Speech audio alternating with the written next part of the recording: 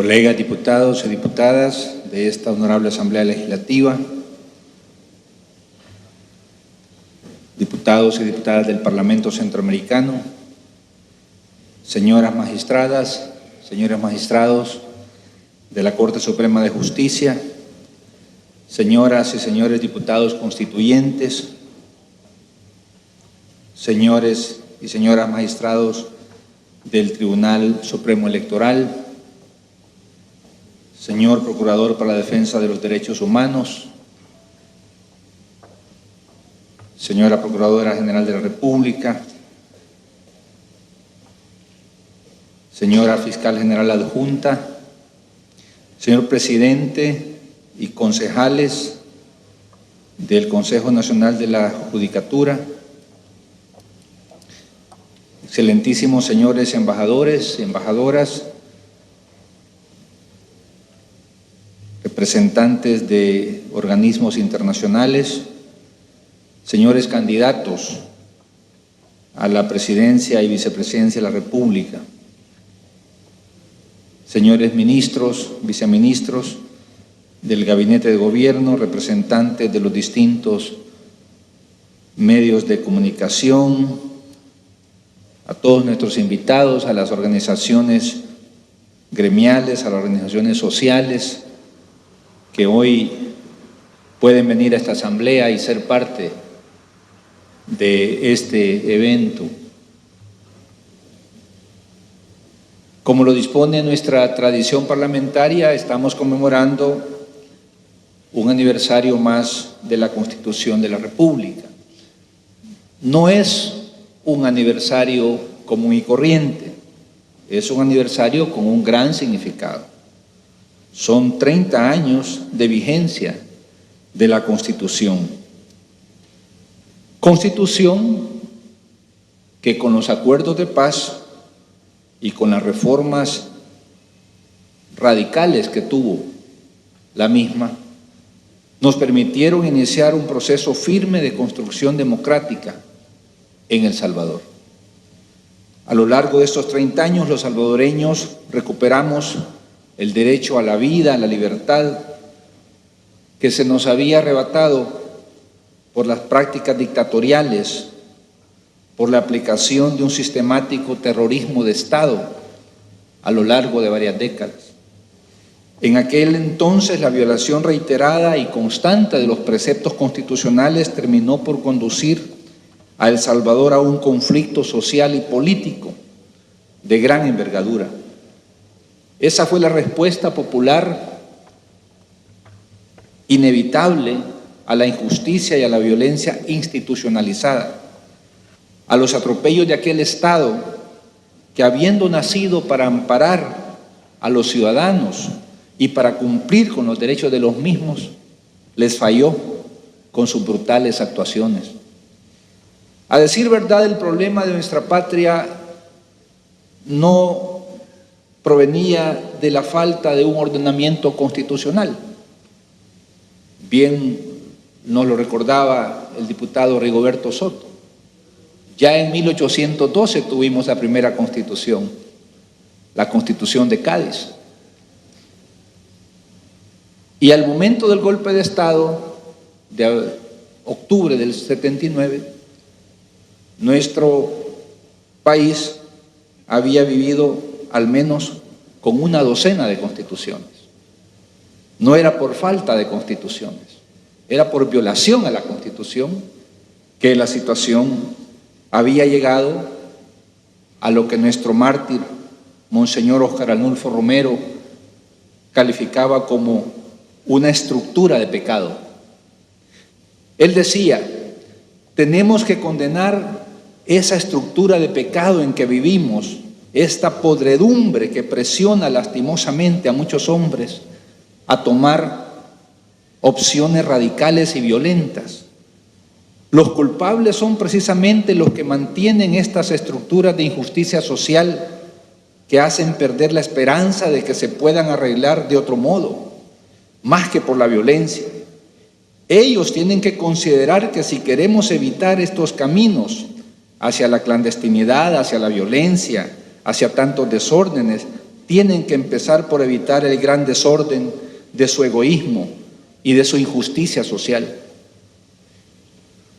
Y antes, cuando todavía podía evitarse el conflicto y había quienes invocaban a la Constitución para no dialogar, él decía: se pisoteó la Constitución como se quiso, y ahora que se trata de restablecer el respeto a los derechos humanos, no deben de ser esas leyes las que estorben a este proceso de la dignidad del hombre. Y es mi obligación, decía Monseñor Romero, como pastor de un pueblo oprimido y humillado.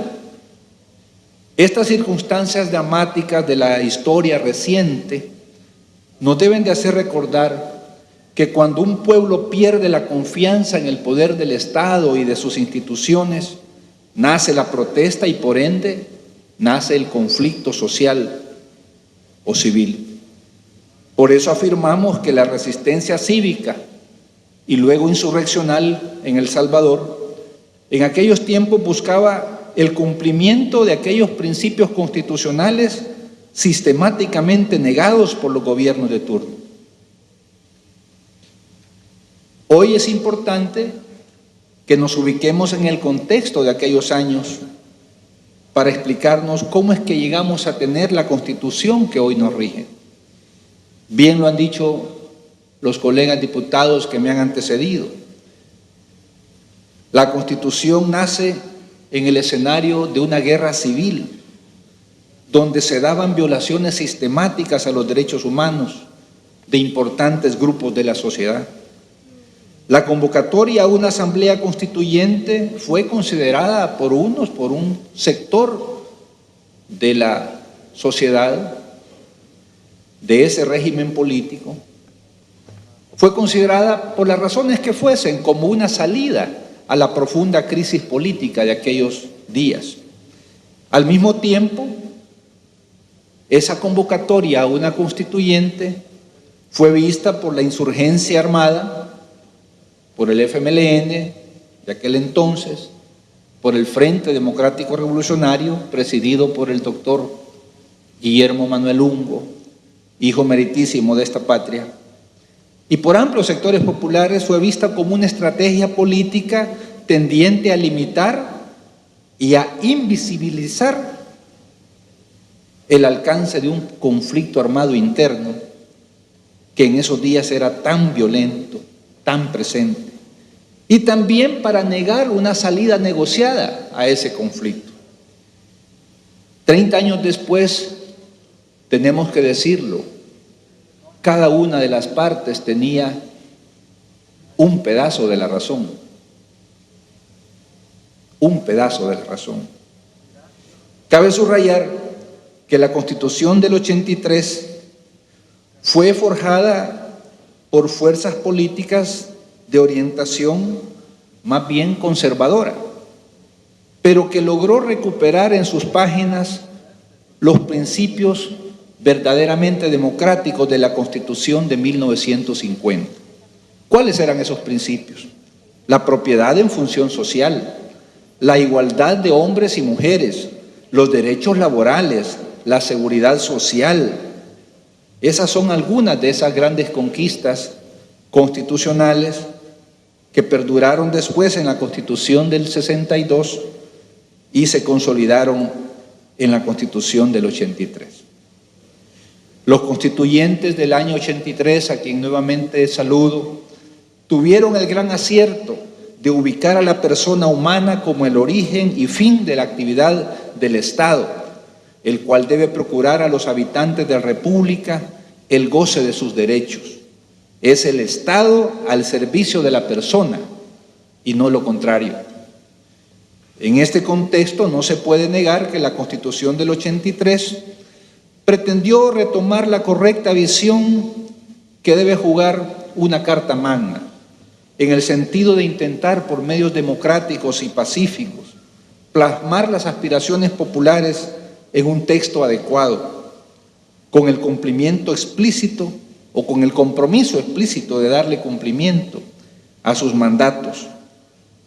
y se buscaba en aquel entonces devolverle la legitimidad perdida al Estado. Sin embargo, solo el proceso de negociaciones que llevaron a la paz pudo fundar un auténtico pacto constitucional que le diera firmeza, reconocimiento, legitimidad a la Constitución de 1983.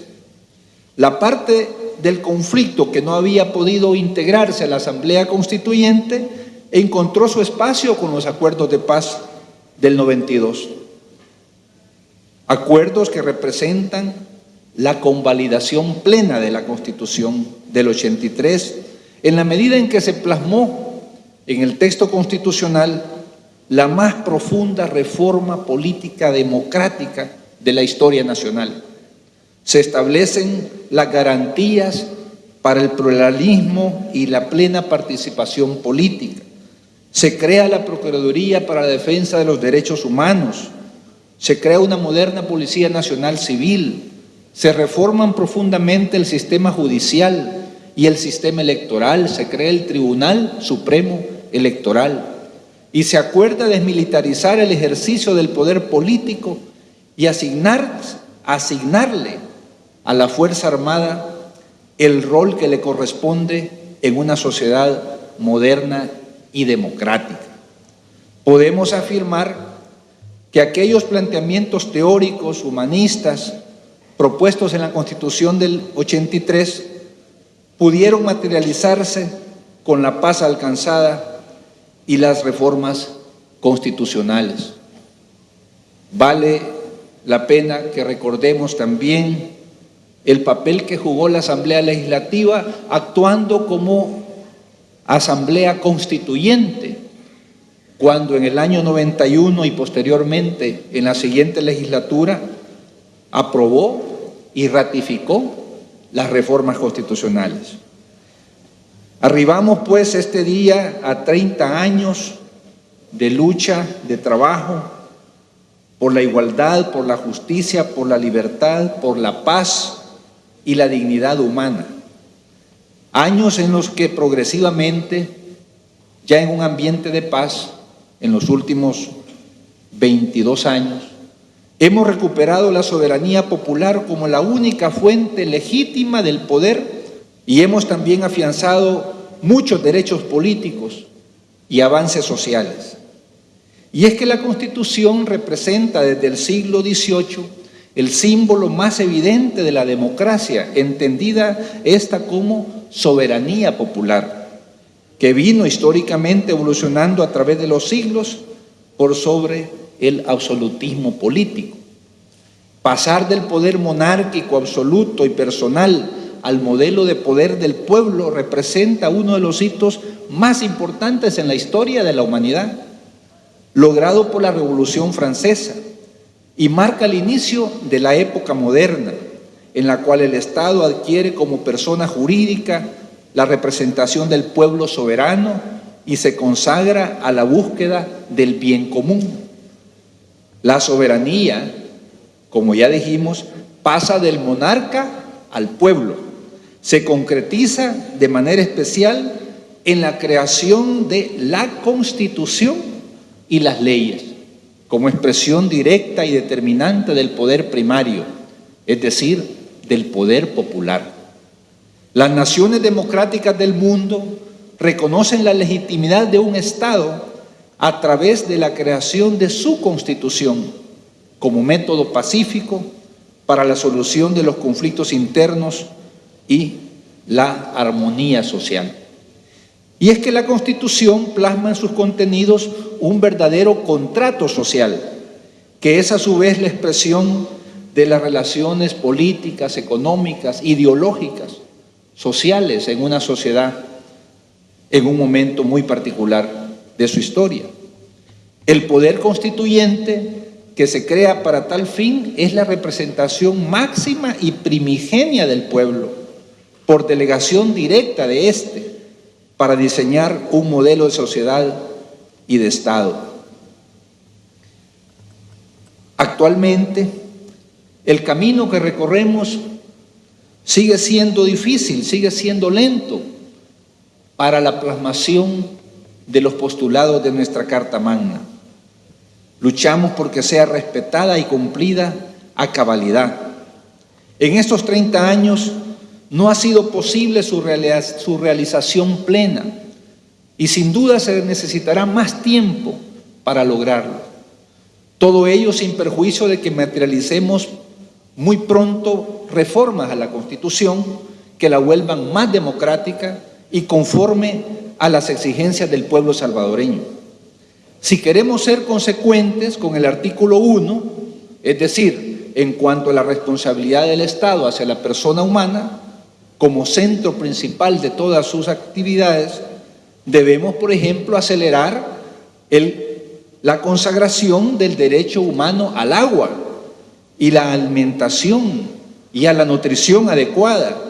Debemos también dar el reconocimiento que están esperando nuestros pueblos originarios, el derecho a su identidad, a su cultura, a sus tradiciones ancestrales, para procurar una correcta relación entre los órganos fundamentales del gobierno para el logro del bien común previsto en la Constitución.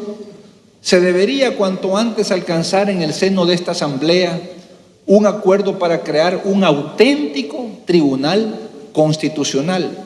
Repito, auténtico tribunal constitucional, verdaderamente independiente, con rango superior en cuanto al control de constitucionalidad, respaldado por un alto nivel doctrinario y que se pueda ganar el más alto grado de respeto y de credibilidad.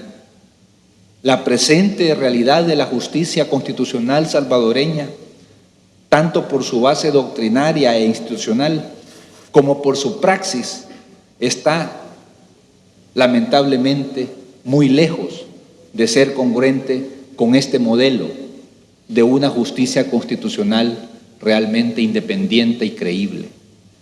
En el modelo que proponemos para un eventual tribunal constitucional, debe también incluirse la real y comprobable idoneidad de sus miembros, su nivel académico y también su moralidad.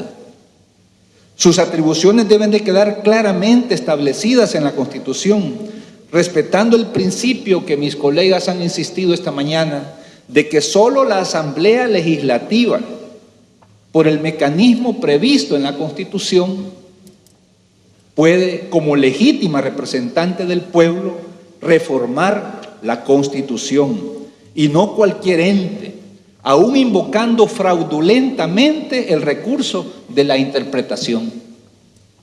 Yo pensaba cuando oía a mis colegas, al diputado Angulo, ni los negociadores de la paz, ni las gestiones de Naciones Unidas cambiaron el artículo 248. Ni todo ese poder pudo cambiar el artículo 248. Y hoy el artículo 248 es pisoteado. Se conculcan derechos políticos. Se establece la persecución política a los ciudadanos por pertenecer a partidos políticos. Se le cercenan facultades a la Asamblea Legislativa. Se violenta la independencia de poderes. El artículo 248 en la práctica es pisoteado, es anulado. Por otro lado, se vuelve para esta Asamblea una tarea impostergable y apremiante la creación de leyes secundarias que desarrollen el texto constitucional, es decir, que hagan realidad las promesas que están contenidas en la Constitución. Hay que desarrollar a través de la legislación la auténtica igualdad entre hombres y mujeres, el acceso real, eficiente e igualitario a la educación, a la salud, el respeto a los derechos laborales.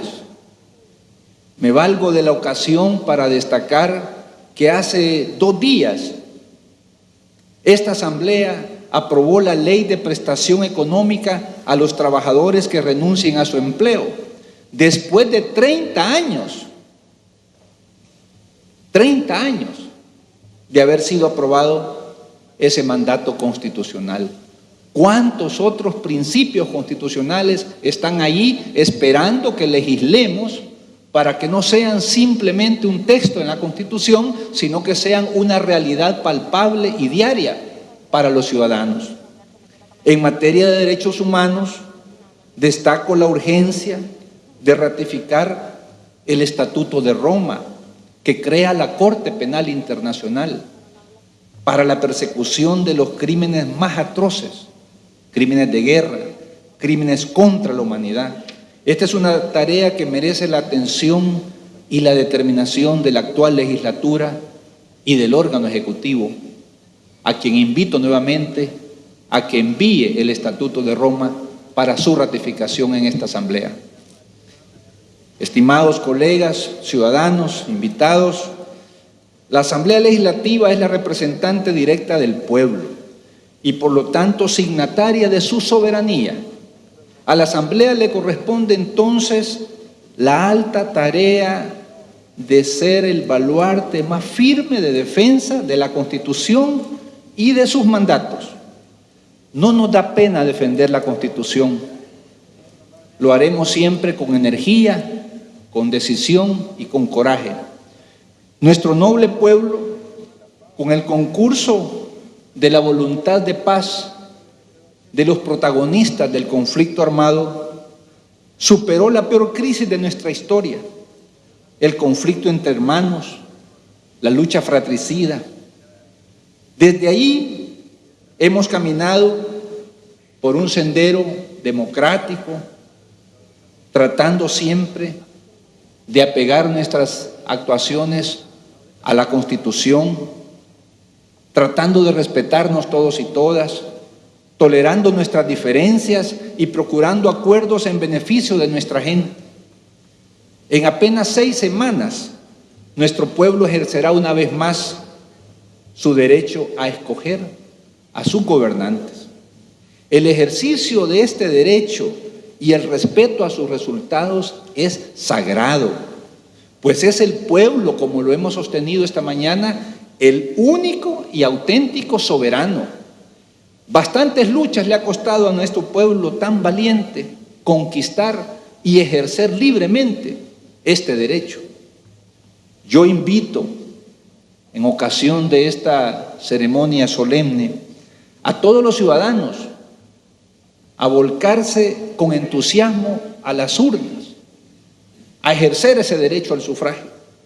E invito a todos los sectores políticos y sociales a manifestarse en respaldo del proceso electoral en democracia, rechazando cualquier intento de perturbar o peor aún, de anular bajo alegatos pseudoconstitucionales el ejercicio de este derecho fundamental y la validez de sus resultados. Solo por ese camino vamos a construir el país de progreso, de justicia, de dignidad que nuestros mártires, nuestros próceres, nuestros héroes soñaron, y es el país que merece nuestro pueblo. Y les deseo a todos que en estos días recuperemos y vivamos el auténtico espíritu de Jesús,